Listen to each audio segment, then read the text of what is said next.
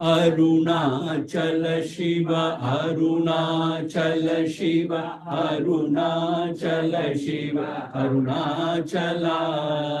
Arunachala Shiva, Arunachala Shiva, Arunachala Shiva, Arunachala.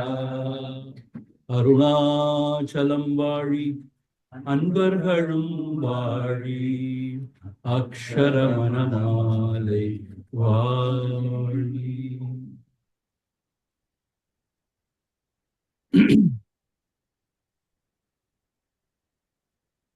Yesterday, when we were explaining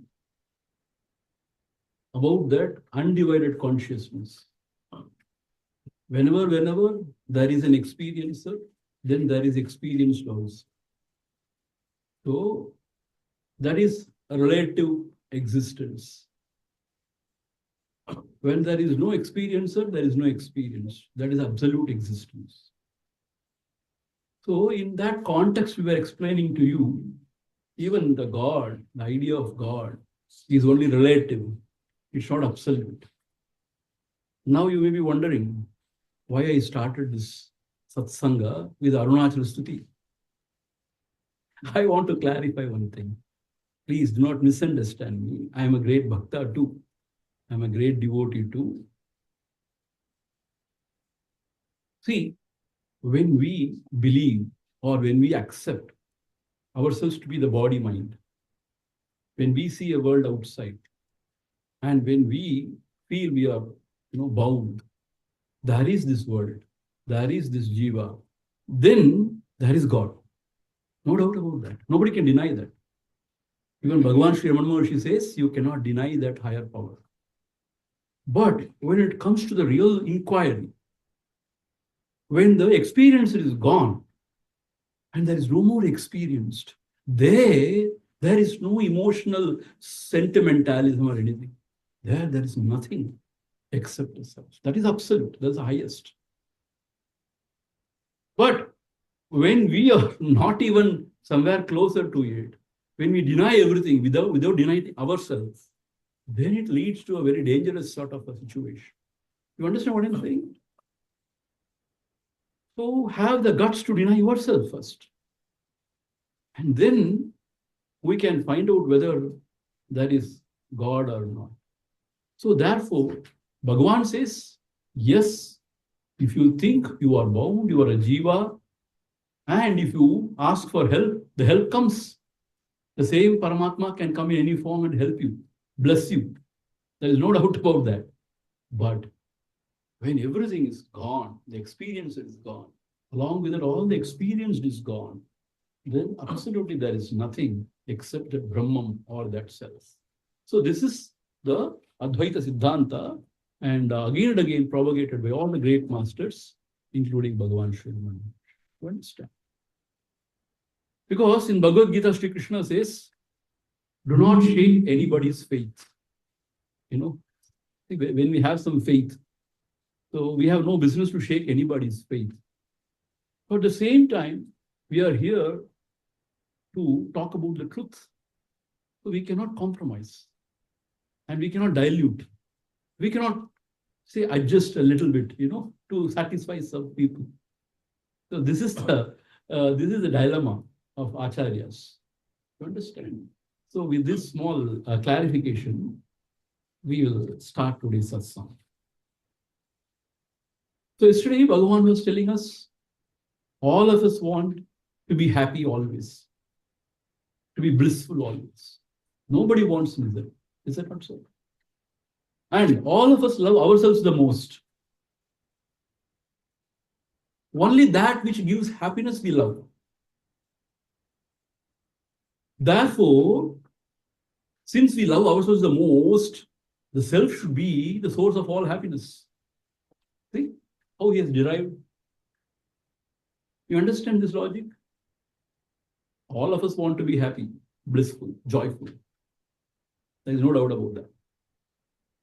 And also, we find that we love ourselves the most.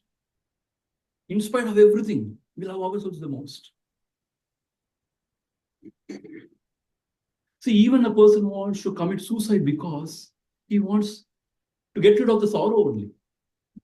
See, he wants to be relieved of the sorrow and wants to be in a different state, maybe some sort of a different state where he can be a little bit more happier or whatever. Therefore, we love ourselves the most.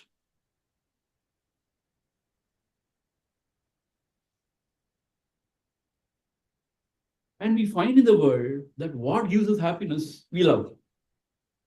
So therefore, it is concluded that self, which we love the most, is the source of all happiness. And to experience that bliss, we have to know ourselves and we have to inquire, who am I? What is my true nature? This is how we started. Do you remember? This is how we started. Then the question was asked, Bhagavane, who am I actually? Then he negated this physical body, which is made up of the seven dhatus, the building block called as dhatus. Like we said, the skin, the plasma, and the flesh, fat, blood, muscle, and then the bone marrow, and the vitality, vital fluid. All these things are not. The sense organs are not. The sense objects definitely are not. The mind is not me. The intellect is not. He negated everything. Why he negated everything? Because we are aware of our mind and its condition. So somebody is there who is aware, right? So we are aware of our ideas and thoughts. Somebody is knowing. So therefore he has rejected everything. And then he even rejected the ignorance also. Because in that glowing sun, how can there be darkness? So ignorance cannot be. See, Jnaneshwar Maharaj, great saint from Maharashtra, in his Amritanubhava, he condemns the idea of ignorance. He says, how can there be ignorance? It's nonsense, he says. Khandanam. He condemns ignorance. So therefore, after negating everything, then the question is asked, then who am I actually? What am I? Then he says, after negating everything, whichever cannot be negated, which remains as a pure awareness, that is the self. See, this is the glory of ourself. It cannot be negated. Yesterday I was mentioning about this Yoga Swami from Jaffna. Once when he was discussing with his devotees, he asked the devotees, even God cannot do one thing. You know what? He asked. Even God cannot do one thing. You know what? Everybody was bewildered. What cannot God do? He's all potent, all powerful. Then after some discussion, then he revealed, கடவுளால் உன்னை பிரிய முடியாது. Even if God wants, he cannot go away from you. See? Meaning what? The self will never perish. He will not go away from you because you are the self. And where can you go away from yourself? So therefore, which cannot be negated is the self, is the awareness. Yesterday we saw, we are aware of something always. Or in deep sleep, you are not aware of anything.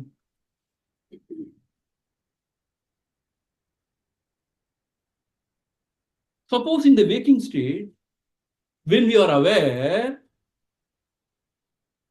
and not aware of something, some specific things, nirvisesha jnanam, meaning what? You are aware, but it is not that you are aware of something or other.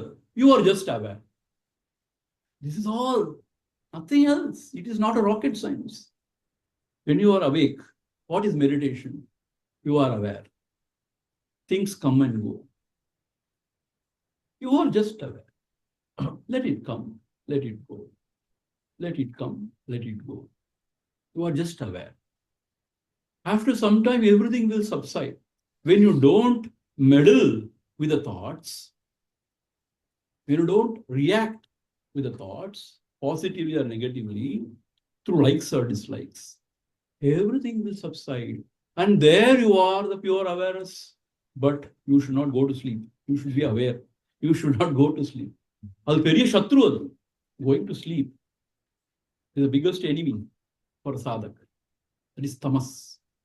When you are aware, not aware of something or other, when you are just aware, that is your true self, the awareness. அப்புறம் அவ்வளவுதான். அப்புறம் அவ்வளவுதான். And then be aware. How long? It is not how long. How long you want to be happy?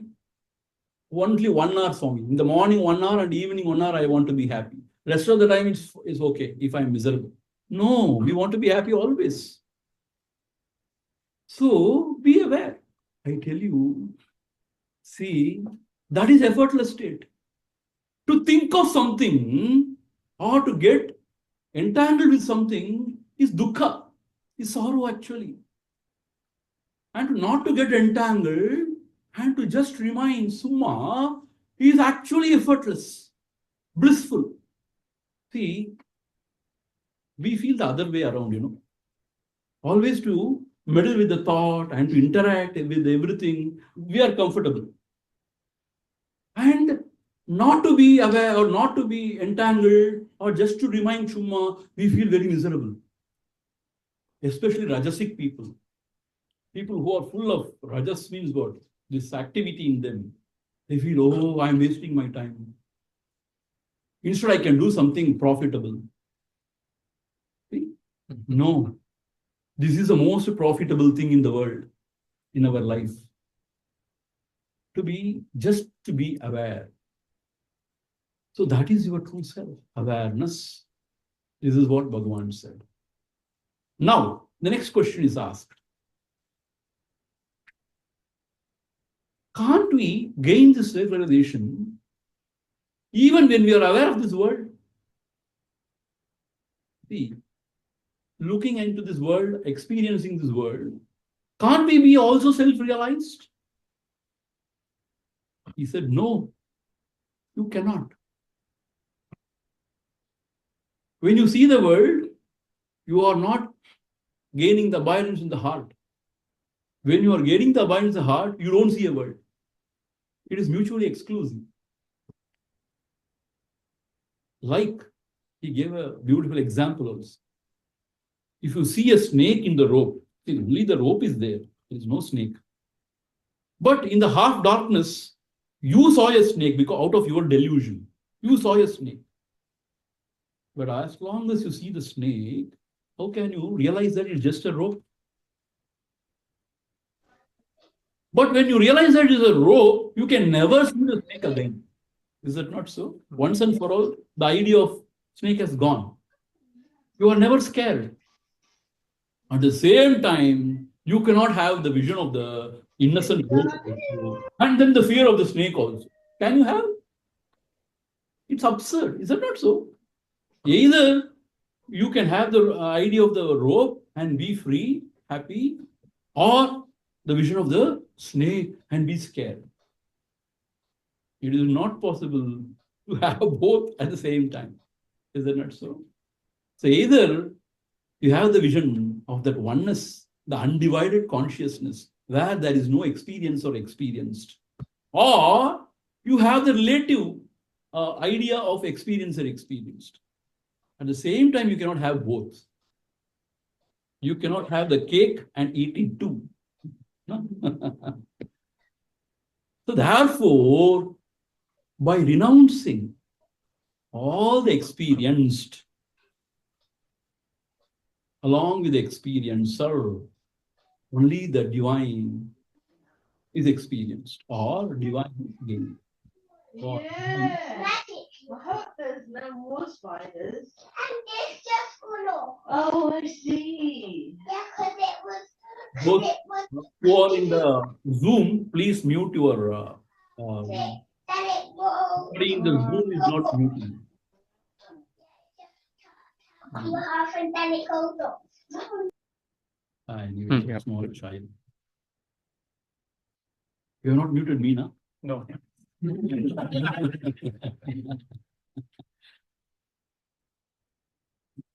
Then I would appear like a cartoon.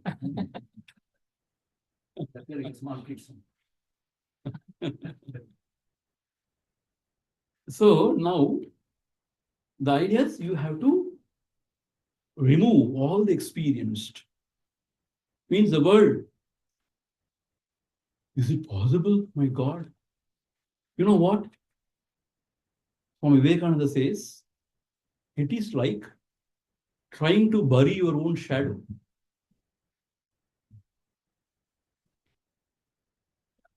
Thank you. Thank you. So to remove all the thoughts or the experienced is like trying to bury your own shadow. See, a person wanted to bury his shadow. He's disgusted with his shadow. So he dig a pit and then he went there and then he tried to close the pit. And again, the shadow. He could not bury his shadow. Similarly, if you want to give up this world, you cannot give up. When you give up one, the other things already is there. You are attached to something else. So, Bhagavan says, even all the great masters say, this is not the way to go about. You have to find out the reality of the experiencer. Who am I? When the experiencer is inquired upon and realized that he is false, he is not, he is a myth, then with that goes all the experienced. So this is the way out. See, another great philosopher called G. Krishnamurti, not J, another Krishnamurti. U. G. Krishnamurti. He has written a book, No Way Out. Sometimes when you read it, it is very depressing. No way out. But masters say there is a way out. What is the way out? You cannot remove the experienced. You can only find out the reality of the experiencer. Because the experience is nothing but the projection or the imagination of the experience.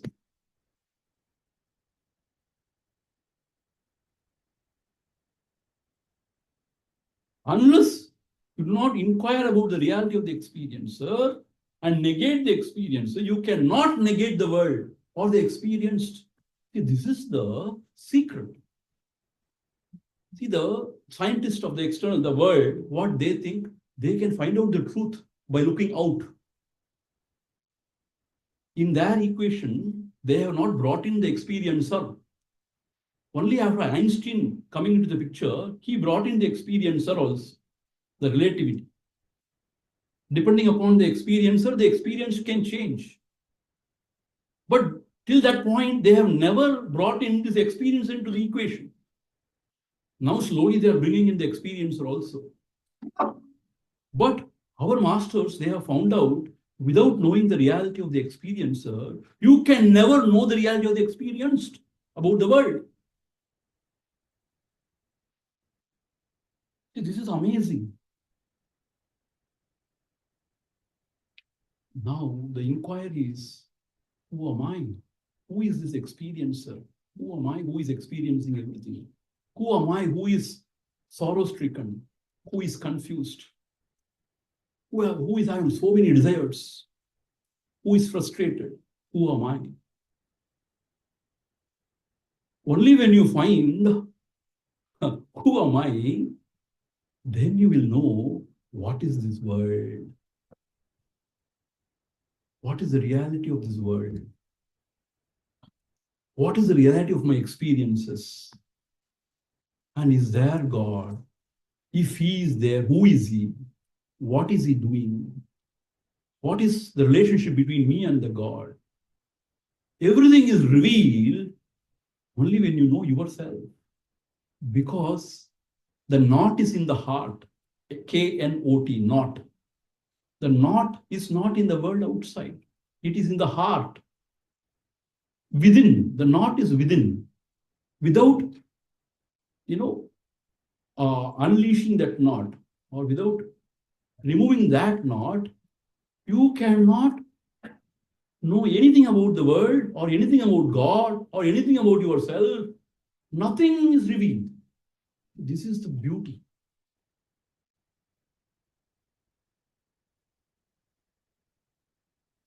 Without knowing this, we go round and round, beating around the bush.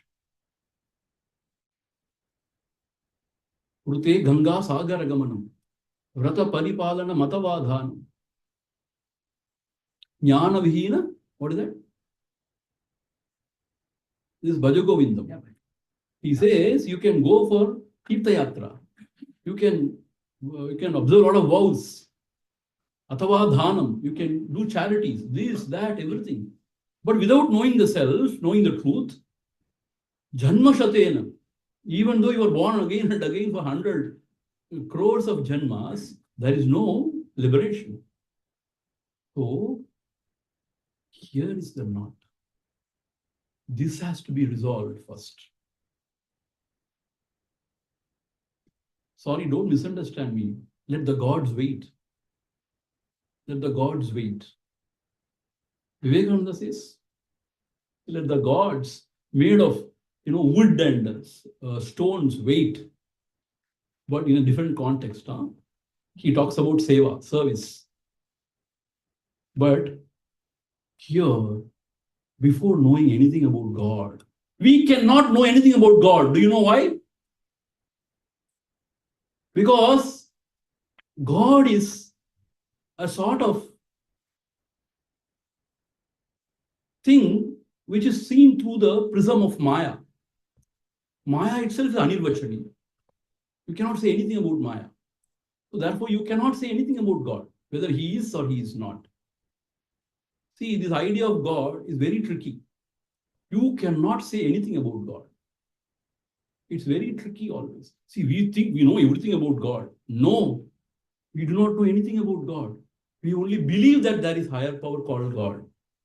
The Buddhists, they come and they destroy all your logic and reasoning. They are called as Nirishwaravadis. See, their logic and reasoning are also very effective, very powerful. You are so scared to read such scriptures because you want to hold on to your pet philosophy, pet ideas. What I mean to say, God, because he is seen through the prism of Maya, he is always a tricky thing. You cannot know him. Even if you know him, he is known only as a third person in the name and form, which is once again the part of mind, which is not absolute. The world, of course, is a projection of the mind only. So therefore, if you want to know clearly, you can know only about yourself. Because here it is, and it is very obvious, it is your own self. And knowing yourself, you need not use any of the instruments. You don't need any sense organ. You don't need a mind. You don't need buddhi. In fact, all these things are obstacles to knowing the self. When you drop all this, whatever is the truth, is the self. So therefore, only the self can be realized. Nothing else can be realized. Everything else can be raised through thoughts only. In the realm of experience or experienced only. Everything else can be realized only through the experiencer experienced only, which is very relative, which are dependent on each other, which is perishable. When you are in deep sleep, everything is gone. Only you can realize the self, not anything else. Even the world, you know only through thoughts. See, that is why when a fellow goes mad, something happens to his mind, his perception, everything is different. When he's drugged, everything is different. You are not seeing the same world as me. You understand? So it's all very relative. Only thing which can be really realized is the self, not anything else.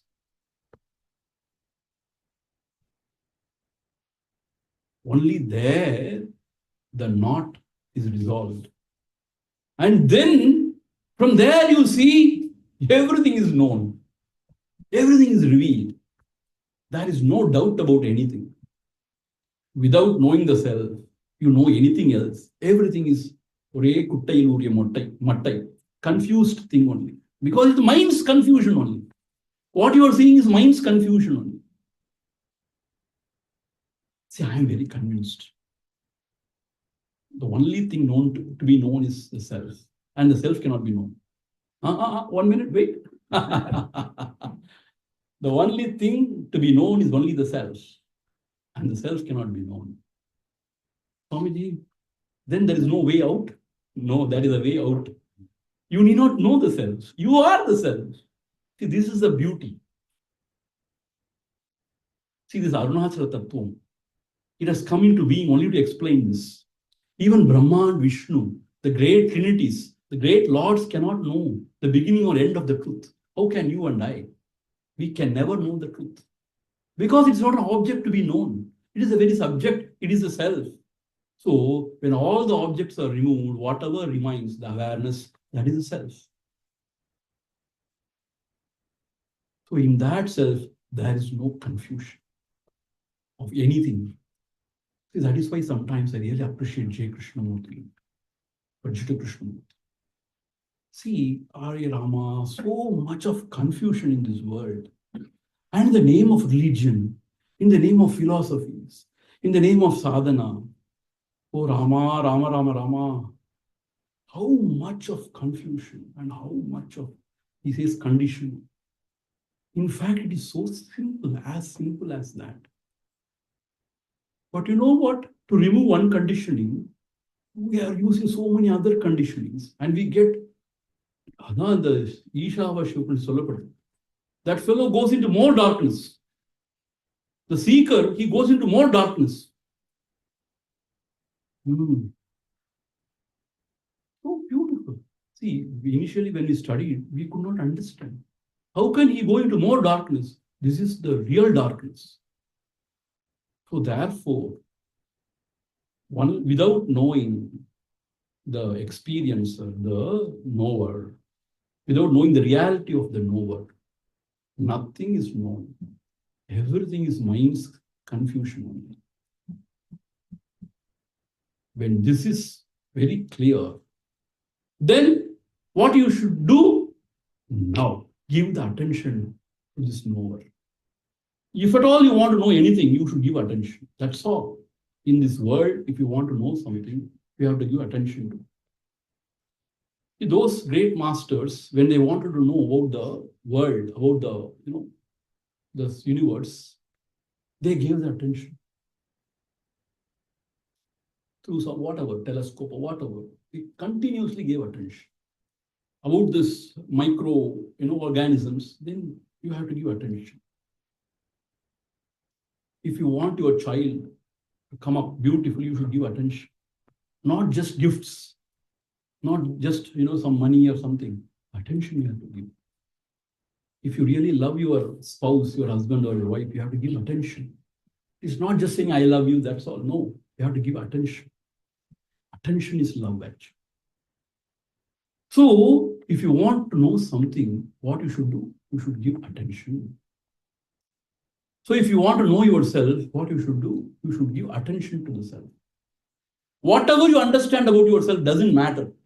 Doesn't matter at all, I tell you. Whatever you understand about yourself doesn't matter. Even if you don't understand anything about it, doesn't matter. But start giving attention to the self. Who am I? What am I? But Swamiji is very abstract. Is very vague. Doesn't matter. Start giving attention to the self. Who am I? What am I? See, this Nisargadatta Maharaj, who was a very ordinary BD, sort of a worker, he started giving attention to himself because his guru said, you are the supreme self. You give attention to it. He started giving attention to himself. He says in 3 months he realizes that. In 3 months, he says. He was a very ordinary person. So what Bhagavan Ramana Maharshi asks us, you give attention to the self. Who am I? I tell you, if you study scriptures, it is good. But once again, if you go on studying scriptures, it is Shastra Ishna, it is called. It becomes an obstacle because mind will not subside, it will expand.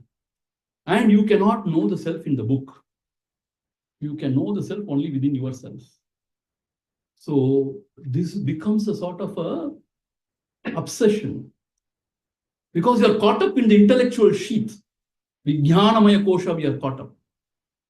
So we go on studying, understanding, discussing. No, no. Yes, the devotion helps, definitely. It helps.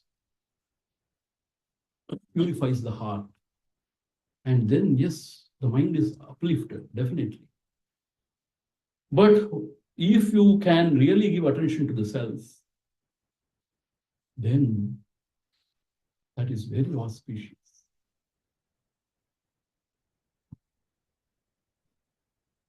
காடனை மாடனை வேடனை போற்றி மயங்கும் மதியிழிகாள் எத நூடும் நின்றோங்கும் அறிவொன்றே தெய்வம் என்றோ தி அறியீரோ. Subramanya Bharati says, காடனை மாடனை வேடனை போற்றி மயங்கும் மதியிழிகாள். See, for us it is all very sacred. Oh, our Lord, Narayana, Lord Shiva, Ambal. The people from other faith and other, ordinary people, they wonder, what is this? They are praying to some god with an elephant face and with a horse faced, pig faced. And how many gods they will? Actually, if you are a very honest person, you also should wonder, why so many gods? And why we worship so many gods? And even on the Maman, your Machinan, or Tambi, or Annan. What is this? And they fight with each other. All those things are okay in a particular level. But when you grow,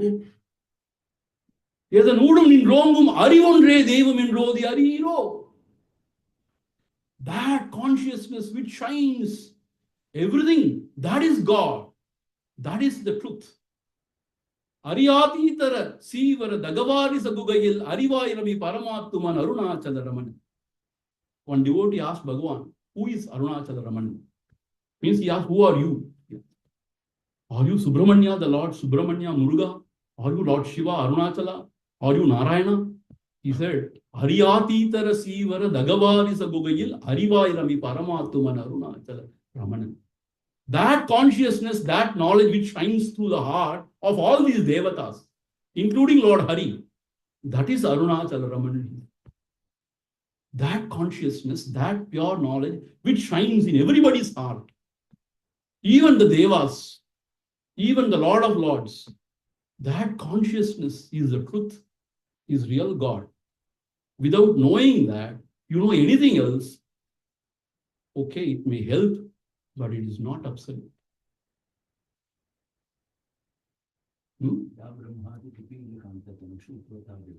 See, he's quoting scriptures like, I don't understand.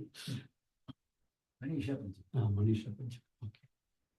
So, therefore, this is the truth and this is the path. If you know, the self has to be known. Then you give attention to the self. That's all. There ends the matter. First, you should know that you need to know only the self and nothing else. No physics, chemistry, biology, no mathematics, no English, no Japanese, no Russian, nothing you need, no Sanskrit, thank God. Nothing you need to know. Nothing about the world, nothing about the politics, economics, business, nothing you need to know. No scriptures you need to know. No scriptures you need to know. Only the self. No God you need to know. You can never know any God. Because as a third person, whatever you know is just part of your mind.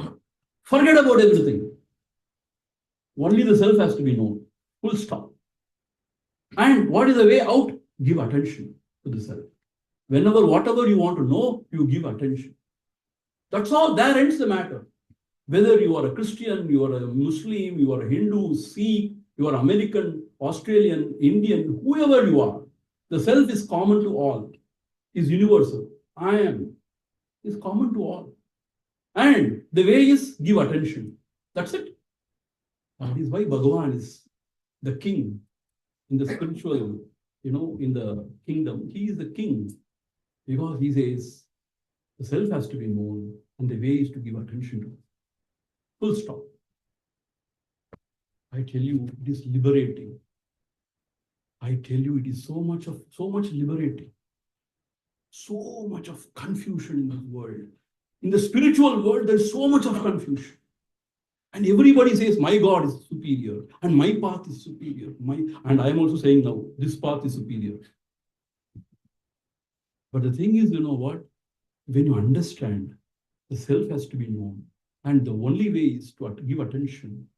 At least I am relieved. I don't know about yourself. You all should die your own death. As I have to die my own death. Everybody should die their own death. You find your own path. If you find a better path, please go ahead. Nobody stops. But I have found light in this. We have to know the self and self alone. And the only way is to give attention to it. Now, sorry, I have taken so much of time. So he asks why there cannot be the perception of the world and also the self-realization. Why? Then he says, you cannot have the vision of the snake and the rope at the same time. Only when you have the vision of the snake, there is no vision of the rope. When you have the vision of the rope, the vision of the snake has gone. So therefore, Atma darisana undagum edathila Jagad Drishti marindru. Jagad Drishti means what? The perception of the world. Swamiji, is it possible the perception of the world will go? Yes. Not as we think, but as it is. See, what we think and what it is very different. It is beyond mind. It is beyond imagination. Now, whatever we think is false. When we go beyond the mind, you need not think anything. The truth is obvious. You understand? With the mind, whatever you think or you speculate or you try to imagine, all is false. Because it is beyond. You cannot imagine what it is. But when you go there or be there, you need not imagine anything because it is obvious. Ullankani nellikkani bol. Ullankai nellikkani tulvom. The fruit in the palm. So now, the seventh question. When will the world, which is the object seen, be removed? Is the seventh question. Bhagavan says, when the mind, which is the cause of all cognition and of all action, becomes quiescent. Quiescent means quiet. The world will disappear. You know what he is saying, Bhagavan? When will the world be removed or the world will disappear? He says, when the mind becomes quiet, the world will disappear. What nonsense is this, Swamiji? When mind becomes quiet, the world will disappear. How is it possible? Is it not nonsensical? Hare Bhagavan, apart from the mind, there is no world. We think there is a world sitting out, independent of the seer. This is what we think traditionally. We think there is a world outside. And I was born from a mother's womb on one particular day. Happy birthday to you. So we are born. And we think we are living in this world. After some time, we will go away, but the world continues. This is what we think. But the truth is, the world rises in me. The world dances in me. The world goes back into me, but I remain. Huh? This is the truth. This is mind-boggling, Swamiji. This is whatever we understood is wrong. Whatever we have been taught is wrong. Whatever is the traditional idea is wrong. We say you are wrong. No, but we can explain to you. If you are patient enough, we can explain to you. See, in our Vedanta Shastra, there are two kinds of theories. One is called as Srishti Drishti Vada.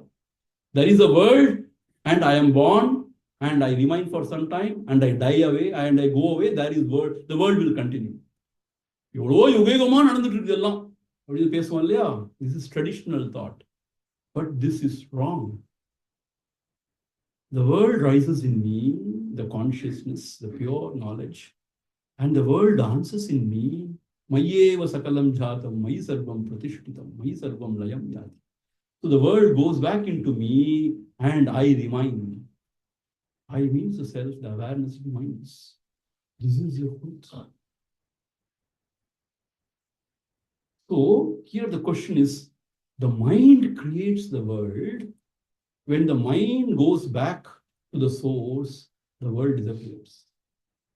So this is the Bhagavan's or the great Rishi Muni's way of explaining the truth. See, this is not acceptable to ordinary, human beings. My grandfather, great-grandfather, they lived their lives. And they had gone, and I am living, and my children, grandchildren. The Rama came, Krishna came, Buddha came. All this is part of the mind. All Rama, Krishna, Buddha, all is part of the mind. Great-grandfather, grandfather. Why? Myself is part of the mind. Why do you talk about all these people? I myself is part of the mind. Meaning, which has no solid existence. I myself is a passing, the cinema the light and shadow, they say, no? Nothing. See, we have been brainwashed to understand, to think that there have been a world and all these discoveries happened. These great Mahatmas came and went. They wrote all these scriptures, and we are studying these scriptures. And our future, we have been brainwashed. Only don't tell all these things.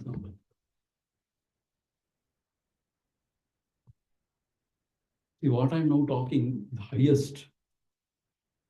Therefore, it's very difficult to digest. So what Bhagavan says, when the mind, which is the cause of all cognition, only through the mind you perceive things, and of all action, without mind there is no action also, no thoughts, no activities. When that mind becomes quiescent means quiet, still, the world will disappear. There is no world. It is said in our Shastras, in Mandukya Karika, it is said, like the Alata Shanti Prakarana. Alata means the sparkler. During festival time, Deepavali and all, we used to play with the sparkler, no? Mattapu solvanga, sparkler. Then you see a red circle. It is not actually a red thing there. It is only an illusion of a red circle. But when the sparkler, when its movement is stopped, the red circle vanishes. Similarly, the Rishi says, when the mind, when it vibrates, spandana matrameva, then the world is produced. When the mind quietens, there is no world.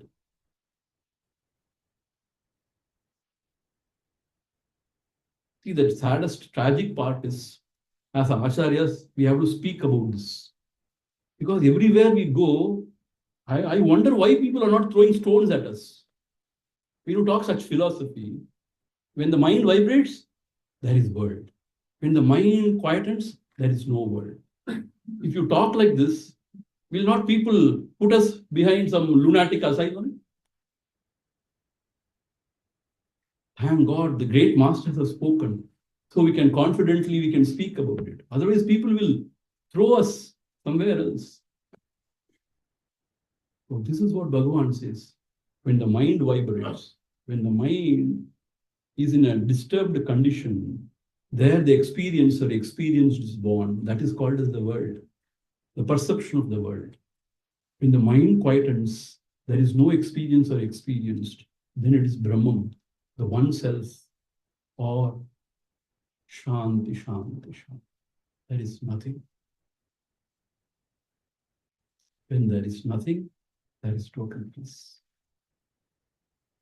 Nothing is very auspicious. When there is something, there is always jagada. There is trouble. When there is nothing, there is peace.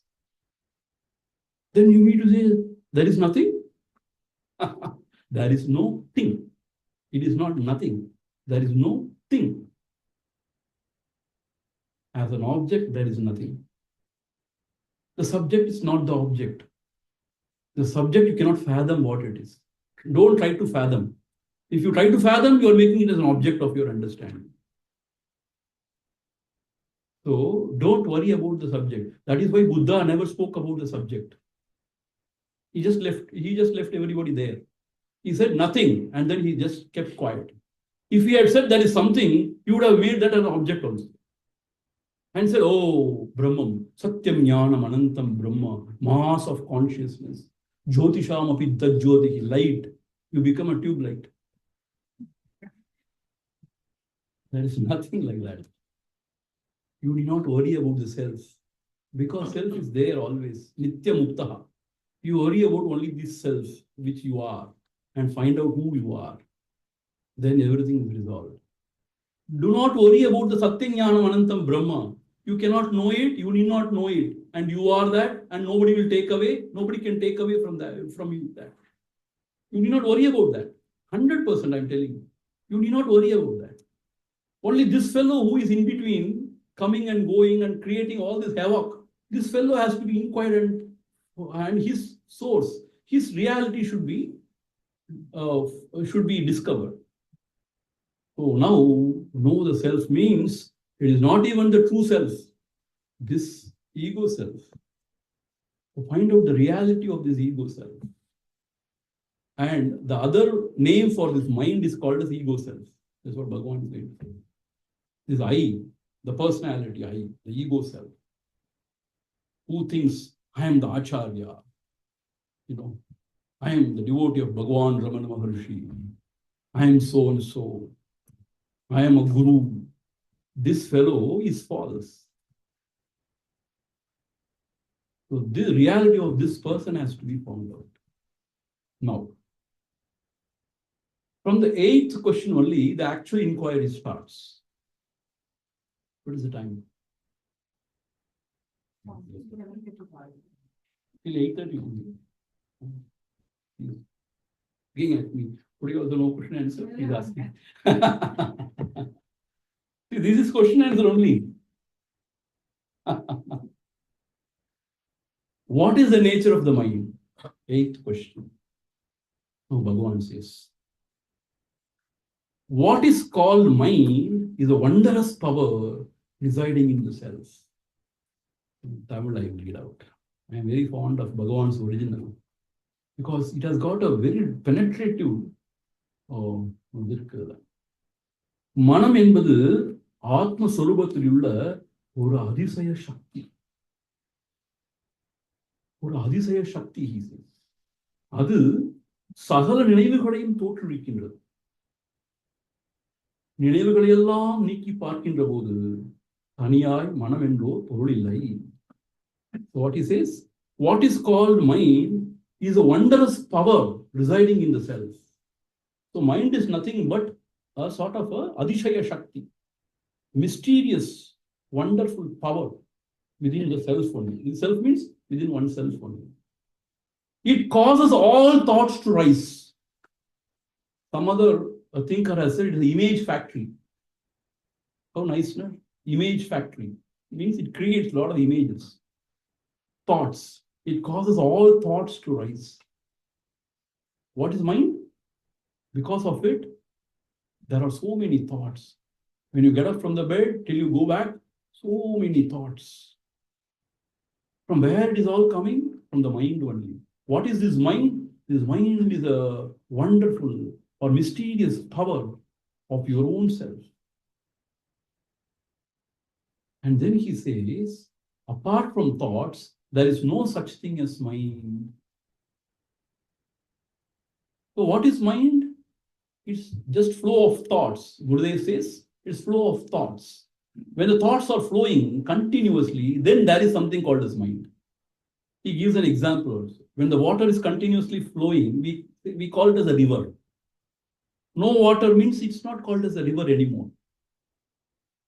So thoughts, when thoughts are rising continuously, then something is called as mind. Mind is not a concrete thing, you know. It's actually nothing. It is self only. Mind is nothing but self only. Somehow, when it is extrovert, that is called as mind, and it's a lot of thoughts. When the thoughts are all removed, there is nothing called as mind. Mind cannot exist without thoughts. So he himself says, Bhagavan says, apart from thoughts, there is no such thing as mind. So when all the thoughts subside, there is nothing called as mind.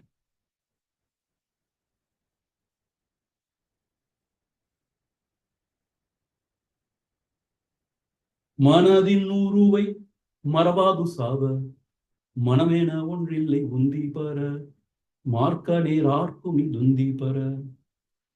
In Upadesa Undiya, Bhagavan writes, when you inquire what is mind, there is nothing called as mind.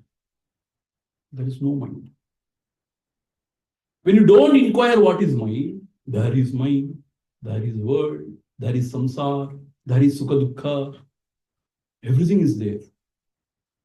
There are gods, there are lokas, there is going, there is coming, reincarnation or liberation. Everything is there.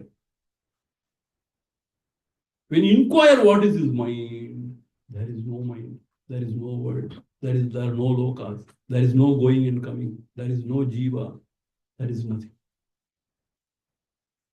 That is why you have to inquire. When we take things for granted, then we are in trouble.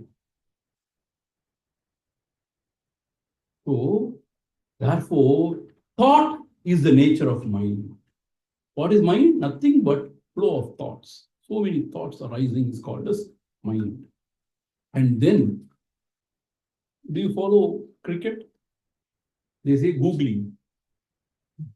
Or now they call it dusra. So many things have come. You think the ball is going to turn right, but it turns left suddenly. And you go clean bowled. Something like that. One dusra. Muttiya Muralidharan introduced that.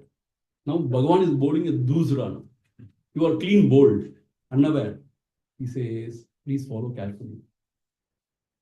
Apart from thoughts, there is no independent entity called the world.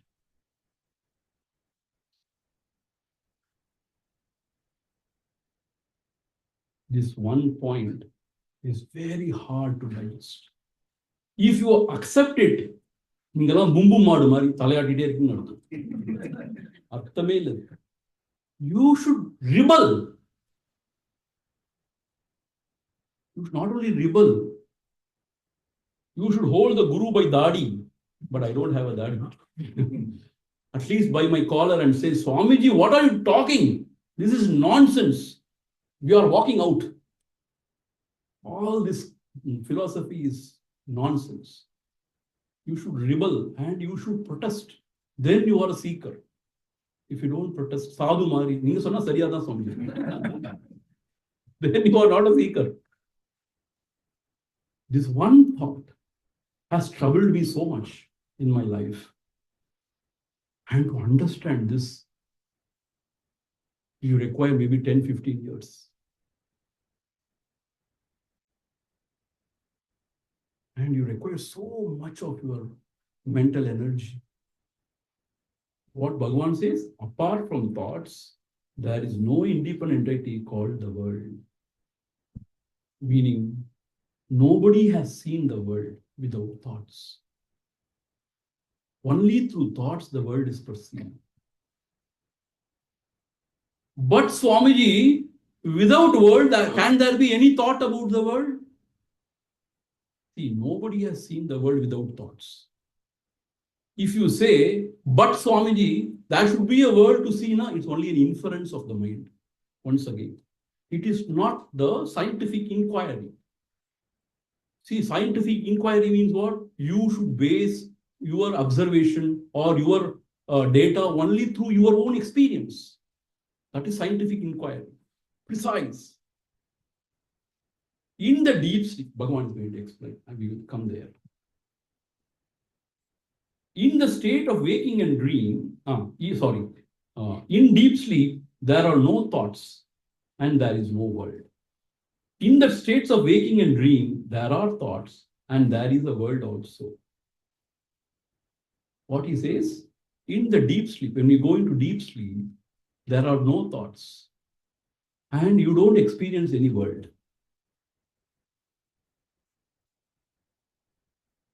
Once again, but some others have been experiencing the world. That is not your experience. That is not your experience in the deep sleep. When you come back to the waking state, it is the information passed on to you by the waking mind. Please understand.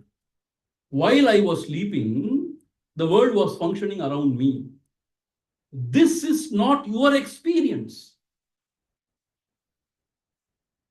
When you come back to the waking state, your waking mind gives you this input. It is your waking mind's data. It's your waking mind's suggestion. Maybe another person comes in your waking mind and tells you that while you were sleeping, the world was going on. The person who has come into your waking world or waking mind himself is false. So whatever he is talking is false. The truth is your own experience. Please understand, in deep sleep, are you experiencing anything? Nothing. So what happens? And I was now Ask me. So you are sometimes, I agree that we are very happy when we sleep well, right? But we have dreams in our So dream state is a different state. See, in the Vedanta Shastra, deep sleep state is a state where there are no dreams. If there are dreams, it is not called as deep sleep state. So three states very, very distinctly defined. So dream is just another like waking only is, where the mind is. That is why Bhagavan says, no, in deep sleep there are no thoughts and there is no world. In the states of waking and dream, you follow that. Waking and dream, there are thoughts and there is the world also. So how do you know that you were in deep sleep? You do not know, no? When you get up only you know. Get up. So if you have slept well and you're happy, then not only that, see, in the objective world, you have got a watch time, it has passed, and people come and tell you, like that, you know. But see, in the deep sleep, it is not your experience that the world was functioning. It is only the waking mind's suggestion. Somebody is coming into your waking mind and telling you that, you are sleeping and the world was functioning. But that person who is coming into your waking mind himself is the mind's. You think about this, it's not that easy. You have to give a very deep thought. Swamiji, one interruption there. When I am told this principle to one of the lady who is very old and she doesn't know all this philosophy, she said simply that it is a physiological function of the body which tells you that when you wake up, you are you had a good sleep. That's it. Okay. It's not the mind, it is not anything. No, It is no, you no, feel refreshed No, with no. your body and everything. Body is jada, you cannot feel anything. No, Mind that's only all can- our theory, as you said. No, no, It's no. all a theory. This is her ignorance she is talking. Her ignorance she is revealed. You cannot just take her statement to be, very true and all. It is her ignorance, her layman's word she is expressing. Correct. That's what. But that is not the truth. The body cannot experience anything. It is No, jada. it's not the The body. mind only can experience. So the mind was there. That was experiencing some joy. That's what the Vedanta Shastra. That is why we wake up and say, I experienced some happiness. All those. So now don't please interrupt because we cannot go on. No. Okay. Very quick question. Isn't it more accurate to say that in deep sleep, you don't experience the world as opposed to the world of existence? What? exist. In deep sleep, you don't experience the world because your mind is Okay. right. That's true. But to say the world doesn't exist, That's what I'm is saying. one step. Yeah, that's what I'm saying. It is not your experience. Yes, so I accept. It's not your experience, right? But Now, say- wait. Now, when you get up, what happens? You are coming into the waking state, where the mind has come. According to Shastra, Vedanta Shastra, the mind is only projecting the world. Projecting means what? Chumma, like in the dream, mind is projecting a world. In your dream, somebody is coming. Say some Raman, Soman, somebody is coming you something. It is all for, it's not no meaning. No? Likewise, in the waking also, somebody is coming and telling you something, which is not very, you cannot say it is true. It is only waking mind. The person in the waking mind. See, this is how, it's very deep inquiry actually. Very, very scientifically, if you proceed with your own experience. That is what Bhagavan is saying. In deep sleep, there are no thoughts and there is no world. In the state of waking and dream, there are thoughts and there is a world also. In that world, a person comes and tells you, you were sleeping and the world was going around. So he is part of the waking mind. You understand? So, see, have patience. You think about it. Because it's not easy. Very difficult. I told you, no, it takes 10, 15 years of contemplation to come to this point. Adi Sankara go through this process. Yeah. He has revealed the same thing in a different way, actually. He brings in macrocosm, microcosm, tattvamasi, all those stuff. But Bhagavan, a very different approach. He kind of jumped. That is why it's difficult, actually.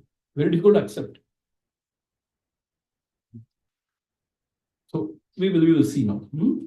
So just as the spider emits a thread of the web out of itself and again withdraws into itself, likewise the mind projects the world out of itself and again resolves it into itself.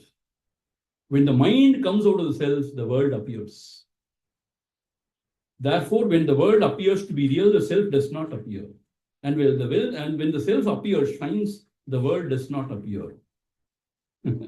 So here he's giving an example of the spider. It is said in our scripture, the spider from its own saliva, it spreads the web, spider's web. And then it catches its prey. And after some time, it is said, we have not seen that it takes back everything. Similarly, the mind alone is projecting everything. And in the deep sleep, everything is gone back. And in the waking and dream, everything is projected. In the deep sleep, everything is gone. Therefore, apart from this mind, there is nothing called as world. And mind is nothing but thoughts. Apart from thoughts, there is nothing called as world. So this world, what we consider to be very real, is just manomaya. Manomaya means what? Like in the dream. Why we say dream is false? There are no objects. Mind is projecting something very fanciful. Karika says, Gaudapada says, even in waking, the same thing happens. The mind can project anything. Adishaya Shakti. So it's projecting everything. Swamiji, stop here. Whether your mind is projecting or my mind is projecting. Whose mind is projecting?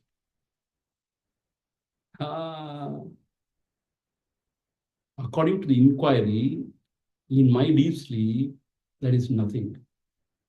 So when I come to waking, the mind comes. So I will not say your mind or my mind.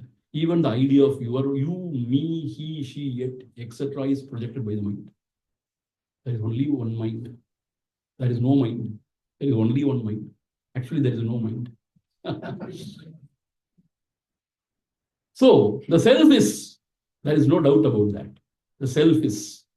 Somehow, we don't know for what reason, so many things are projected. And for short period, nothing is projected. So many things are projected. When you know that it is all projection of the mind, you enjoy it. It's all nadakam, drama. It's all cinema. If you take it real, and when you identify, when you get involved, entangled, then you suffer. Who is a jnani? He knows everything is just projection of the mind. It has no meaning, and he abides in his own self, anandam. He enjoys the world also. Because it's a drama. It's so fascinating, actually. Is it not so? So fascinating. The world is so fascinating. That is why in Yoga Vasishtha it is said, abide in the self and watch the drama of life. But if you think this drama to be very real, and I am the real person here, and everything is very real, then you get, agitated. Oh. Then you compete, and then you hit each other. There is nothing to get serious. It's all, our Acharya says, a cartoon show. You are also a cartoon, huh? You should know you are also a cartoon. I am real, everybody is cartoon, means Bhayandra egoic.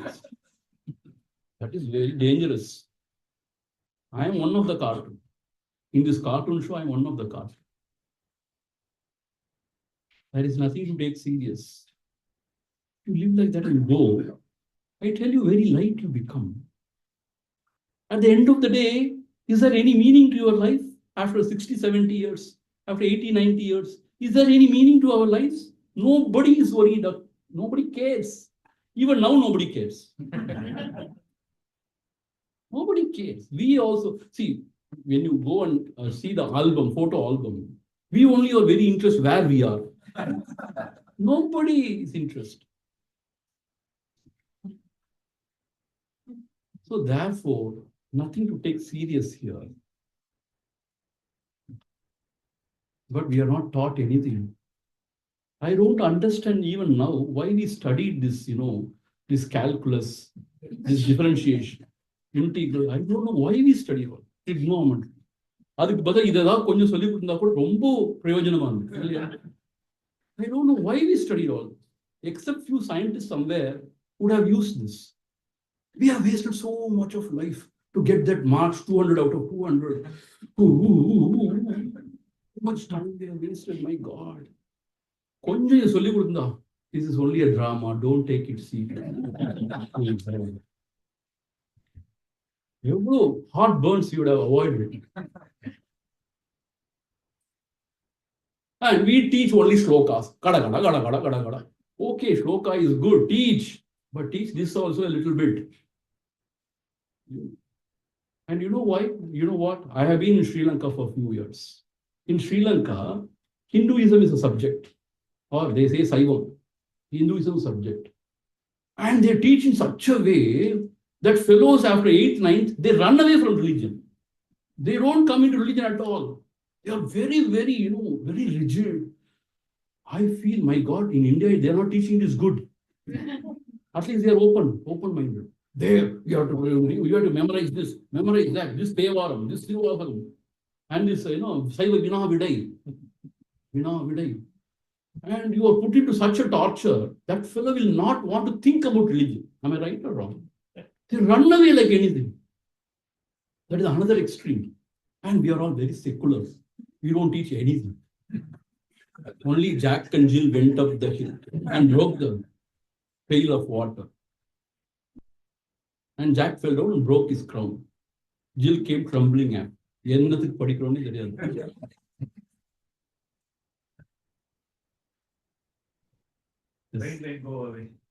அதாவது பரவாயில்ல.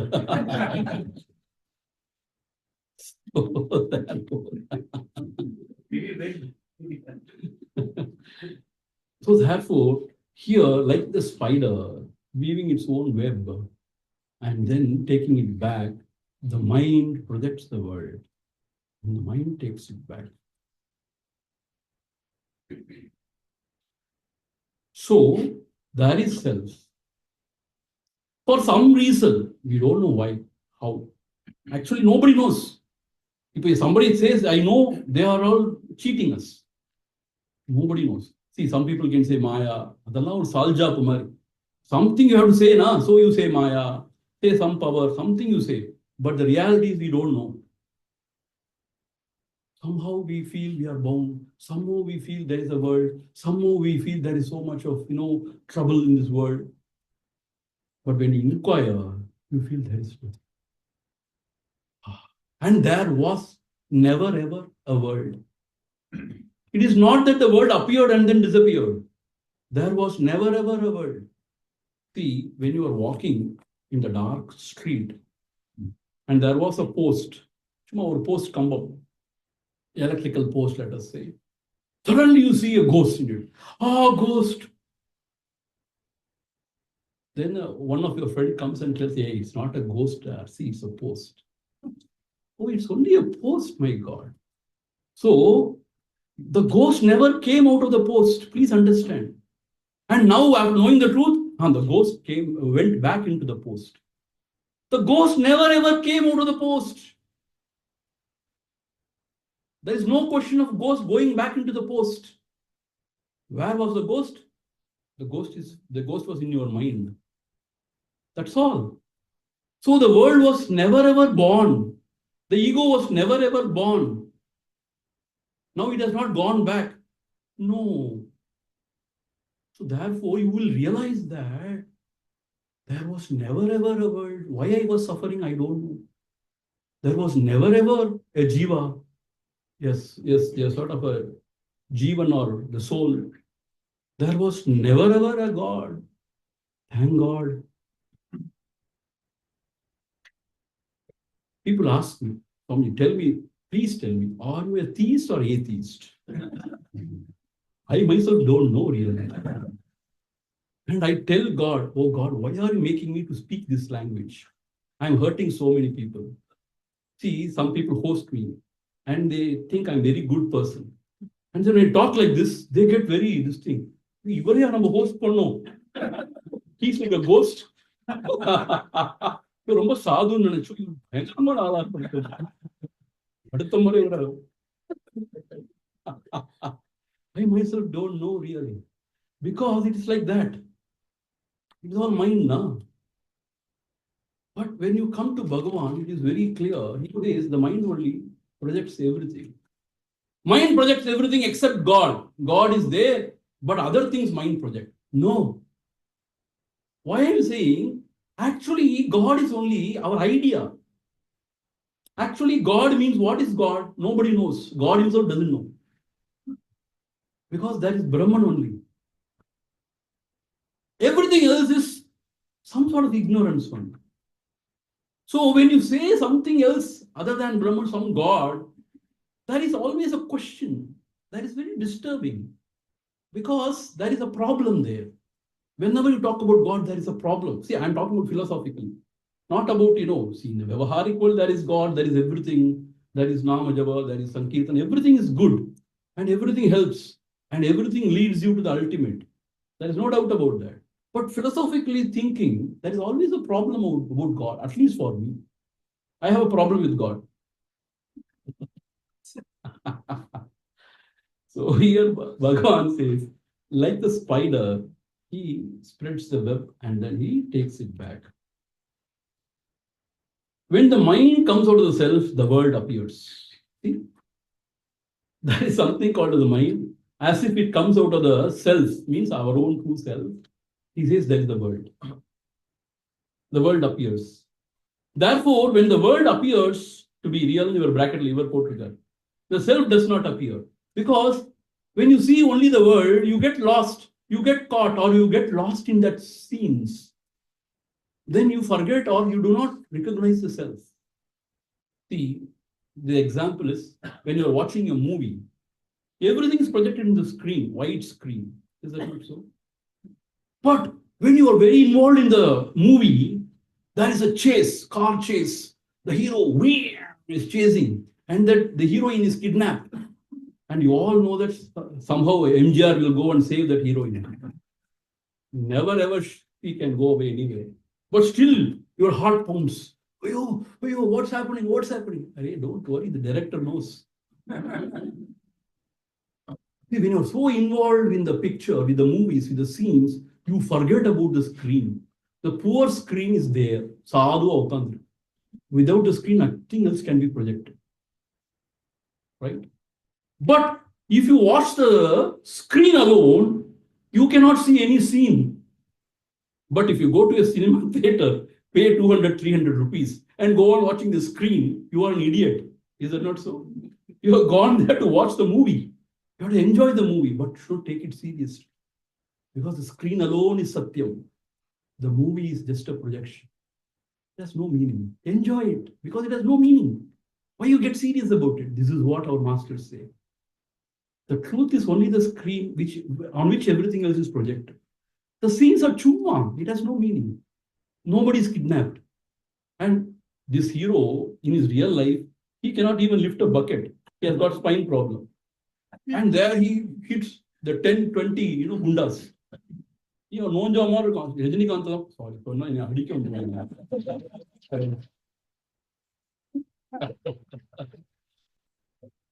so you enjoy. But don't take it serious because the screen alone is Satyam. The scenes come and go. Why screen alone is Satyam? Suppose if there is a fire in that movie. Hey, screen is getting, burnt. Come on. So, no, the screen is not, burnt by the fire. And when there's a flood, the screen is not wet because it's all an appearance, it is not truth. Similarly, nothing happens to the self, whatever happens, nothing happens to the self. Nothing to take seriously here. We get so attached to our family, wife, children. That is why we become serious. Otherwise, that's nothing. See, we sannyasis tell you, we don't take anything serious. Because we don't get emotionally entangled anywhere. Thank God. So we are free. Actually, we may appear to be like you only, enjoying everything and going here, going there, doing. But you know what? We have no entanglements with whatsoever, whosoever. Therefore, we don't take anything serious. People come and tell us, Swamiji, please pray for us. Definitely, Amma, I will pray for you. I don't pray for myself also. I don't know whether God is there to fulfill my prayers. How can I pray for you? I don't know whether you are there. I don't know whether I am there. I don't know whether the world is there. How can I pray for anybody? Swamiji, please keep myself also in your prayers. Sorry, I don't pray. I only pray. I won't tell that I don't pray. Then I am not considered as Swami also. Surely, I will pray for you. Don't worry. God will help you. He will take care of you. But the idea is, how can you pray for anybody? So, therefore, the scene is not true. Only the screen is there. But you know what? What people come and tell me, Swamiji, when we tell everything to us, somehow it is resolved. So that God has answered our prayers. I know you have prayed for us. Is that so? Thank God. Our business is going on. But you know what? Somehow it happens if you are very pure in mind and you are in a very different this thing, things get resolved by itself, it seems. There's a Sannidhi Visesham this. I'm not telling that way. But people come and tell us, Swamiji,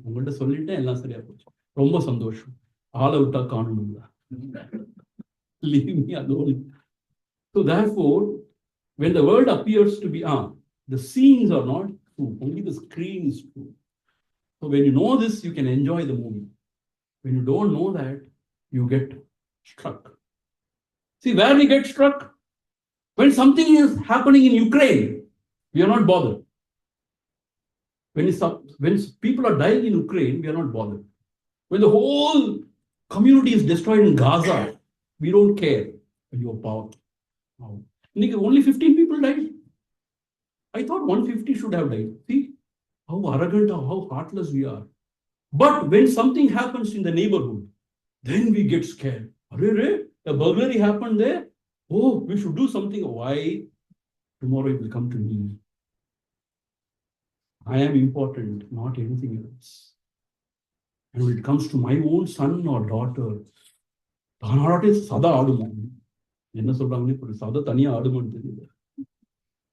when something happens to me, my body, hey, all of that. Because Atmanastu Kamaya Sarvam Priyam Bhavati. So when we are attached to something in this world, that alone can disturb us. When we are so attached to our body, the bodily state will disturb us. When you are not attached to anything, you are free. Nothing can disturb. So the ultimate thing is Vairagyameva Bhayam. If you are not attached to anything, you are free. If you are attached to something, you are in trouble. This is it, nothing else. If you are not attached to anything, this world is a show, beautiful show. There is a tragedy, there is comedy, but nothing is true. So you can enjoy both. So now coming back, therefore, when the world appears to be real, the self does not appear because we get entangled in the scene. So we do not recognize the screen. When you know the screen alone is truth, the scene has no meaning. That's what he's trying to say. Therefore, when the world appears to be real, the self does not appear. The screen does not appear. And when the self appears, shines, the world does not appear. When one persistently inquires into the nature of the mind will end leaving the self as the residue back at the. So the mind is only projecting everything. When you inquire what is this mind, and when the mind is quieted, when the mind goes, the whole world goes. I am part of the world. I also go. Everything goes. And then the self alone shines. What is referred to as the self is the Atman. The mind always exists only in dependence on something gross. See, as I told you, the mind can exist only because it's attached to something or other. If it's not attached to anything, the mind cannot survive. At least it's attached to the body. Something it is attached. So, the mind always exists only in dependence on something gross. It cannot stay alone. It is a mind that is called the subtle body or the soul, Jiva. Now, after saying this, the 9th question is, what is the path of inquiry for understanding the nature of the mind? So, how to inquire about the nature of the mind? What is this mind? So, Bhagavan's Atma Vichara starts from here only. So, all this is part of Atma Vichara only, but the core subject matter starts here only from the 9th question, which we will see tomorrow.